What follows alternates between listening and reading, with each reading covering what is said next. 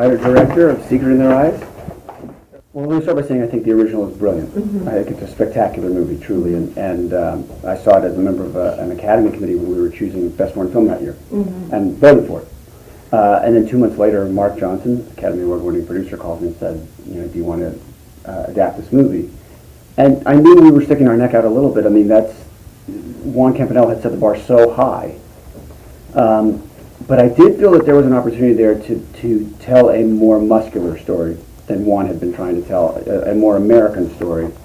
I mean, I guess in its simplest terms, a thriller more than a love story, that would still be able to keep the thematic material that Juan had been writing about. For me, the movie is about the cost of obsession. You look at all the characters in the movie, and they all have their various obsessions, and what does it cost them? That was a great challenge, and I had a lot to say about that, and I found myself waking up thinking about it. And no, it would not be my preference to take on a movie that has already won an Oscar. Right? I'm not an idiot, but that's what we had to do in order to make this movie. So the decision was, let's make it ours. Let's not just go redo Juan's movie. And what's the main character? Oh, Julia? Well, that was written for a man. If you know the original Secreto, it was actually two characters in the original Secreto that were compressed. There was a Gomez character and a Sandoval character that were compressed. We were having a very hard time casting that part. It was a character named Mitch Cobb, and then we heard that Julia was looking for a part that she could disappear into. And we said, well, Disappearing? you'd have to ask her what that means. But then we said, well, gee, would she consider this? I'll turn into a woman if she's interested. And when she and I met for the first time, the part was still a man on the page. And she didn't want a lot of change to it. She wanted to change the identity of the body in the dumpster. That should be her daughter. But behaviorally, she didn't want Jess's character to be any different from the Cobb character that I had originally written. She's kind of no fuss in that way. And we had a major meeting of the minds about that. I loved that idea. I had no idea who he was, and was not looking to cast anyone who looked anything like him. The biggest challenge of that part is you have to believe that guy could credibly be a snitch inside of a mosque, right? So how's he going to do that looking like Joe Cole, right? But he was so talented, and his audition was so spectacular, that we decided to change the part a little bit and make him kind of a Dzhokhar Tsarnaev kind of guy, which I thought Joe could get away with. And so I had a big picture of Dzhokhar Tsarnaev on a wall, and I said to our hair and makeup people, okay, that's Marsden. That's what he should look like. And, Joe had not only the most thankless part in the movie, but the two most thankless parts in the movie. He's both of those guys. He's Marsden and Beckwith. And all that guy got to do was run around, get tackled at Dodger Stadium, run around Santa Anita, and then do this interrogation sequence where he gets his ass kicked by Nicole. Not a lot of fun, but he was just great. I mean, he was just kind of boundless energy, and I think he's so talented, and I feel very, very lucky that we had him. I think that interrogation scene was the equivalent for Nicole what the dumpster scene was for Julia, and by that I mean it's the scene that she most dreaded doing, and yet it's the reason she did the movie. But I think that's very true of actors. The thing that scares them is the thing that draws them. Certainly true of Julia in the dumpster, but Nicole was really nervous about that interrogation scene. She thought it was a ton of dialogue, and she wasn't sure she could handle it all. And then she just went in. Well, you saw it on the screen, and she's just spectacular. How long did that take to... The interrogation? One day. Did you one day? Yeah, I think I took a paragraph out. It turns out I That didn't must need have been it. fun writing that. Yeah, I mean, I had the original to look at. I had what Juan did, and Picasso had that great line, good artists borrow and great artists steal, right? I'm endeavoring to be a great artist, so I was definitely going to steal what I could. Whatever would make sense from that script that I could take, I would take. Oh my God. That mirror, I've lost sleep about that mirror, I must tell you. When you are the director, you are responsible for everything that happens on a set. Okay, it is all your responsibility.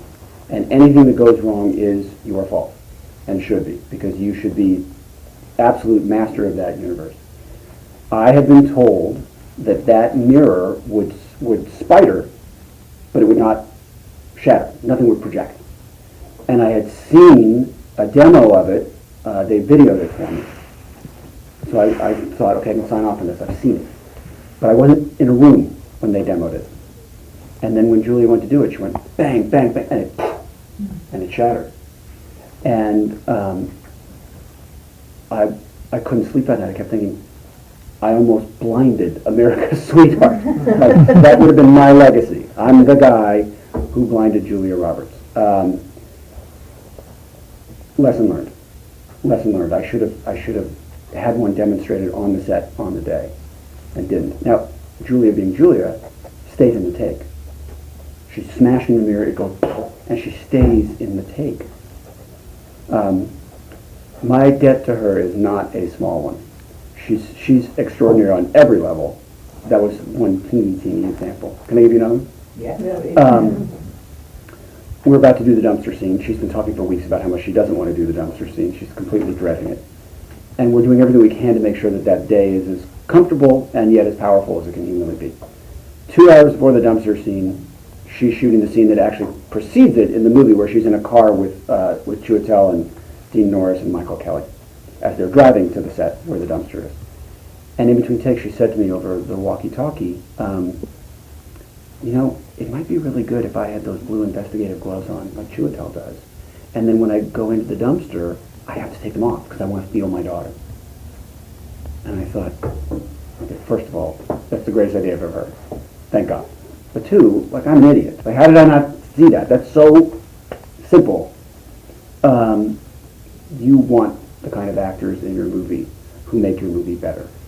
They're not there to do this staged reading of your screenplay. They're there to make your screenplay better. They're there to expand it, and I have the kind of actors who could. Oh, yeah, of course. I mean, that performance, again, you set the bar pretty high.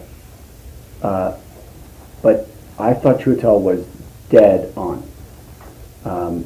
You know, it's great to have movie stars in your movie, but ultimately you're going to be judged by the performances in your movie. And Chiwetel would be one of those people who I just knew would deliver that kind of performance. I happen to love what he did in the movie. I don't mean that in a self-congratulatory way. I just think he's great in the movie, and solid and smart and shows a lot of range, and I don't see any bumps. I don't see any hiccups in that performance.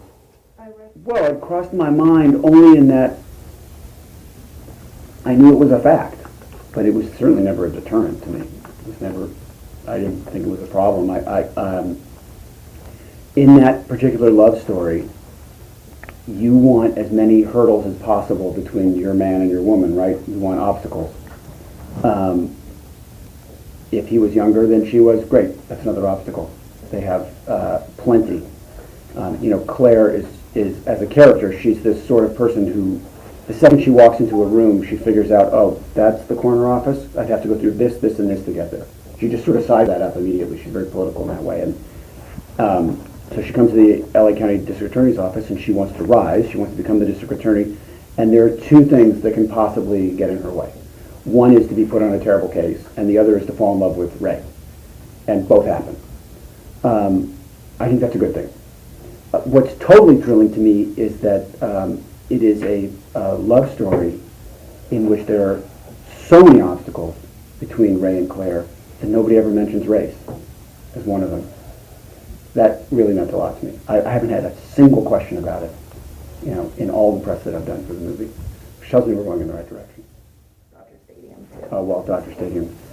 You know, I grew up in LA. I grew up in the Valley. Mm-hmm. And Dodger Stadium is a cathedral to me, always was. So I had to have Dodger Stadium if I was going to do the equivalent of what Juan Campanella did in that soccer stadium. Mm-hmm. It took begging. I mean, literally begging. Lots of impassioned emails from me to the president of the Dodgers begging for the opportunity to shoot there. And then to Major League Baseball to let us do it and to try to do it in a way that was actually feasible. We didn't have unlimited money. We didn't have unlimited time. We were going to have to do it in 2 nights. Mm-hmm. And it's a long sequence to do in 2 nights. And of course, the big thing was that helicopter shot. So at first we were going to do a drone. But it turns out you can't do a drone. You can't fly it at night. You can't fly it in a certain level of wind. So that was no good. Someone had developed a thing called a Klaus cam, which is this camera that sits at the bottom of an umbilical cord under a helicopter. And it was developed to photograph the crevices of ice glaciers. That's what it's there for. So we put that cloud cam at the bottom of a 30-foot umbilical under that helicopter, so the helicopter could fly us over the stadium and then up over the stands, but behind up, so that you wouldn't get prop wash on any of the characters, which would blow the shot. Anyway, that's the Dodger Stadium of it. I had a lot to say about Los Angeles, having grown up here, and I wanted to film a downtown that wasn't in movies typically, the downtown where people actually work. So this wasn't going to be Brentwood, and it wasn't going to be the ocean, and it wasn't going to be any of the pretty stuff. It was going to be the actual LA, where the creepy stuff goes on. Because everybody who lives in LA knows that there's something weird going on downtown in I terms used to of work downtown. in terms of how the government operates. Yeah. Like, you know there's something kind of bureaucratically evil happening there, but you can't quite put your finger on it. And I wanted to try to capture that feeling. So that was the attempt. No, that was us. That was all you guys. That was us with actors in baseball uniforms. And the stadium had 1,000 people in it. The rest of it's all CG. They're such different movies. Again, I have a real reverence for that original. And if I were just trying to duplicate what he had done, well, I just wouldn't have done that. We made a really different movie. And I'm happy with the movie because I like the way people react when they see the movie. Not surprisingly, when the studio here is taking out Julia Roberts and Nicole Kidman. Thank you, guys. Thanks, everybody.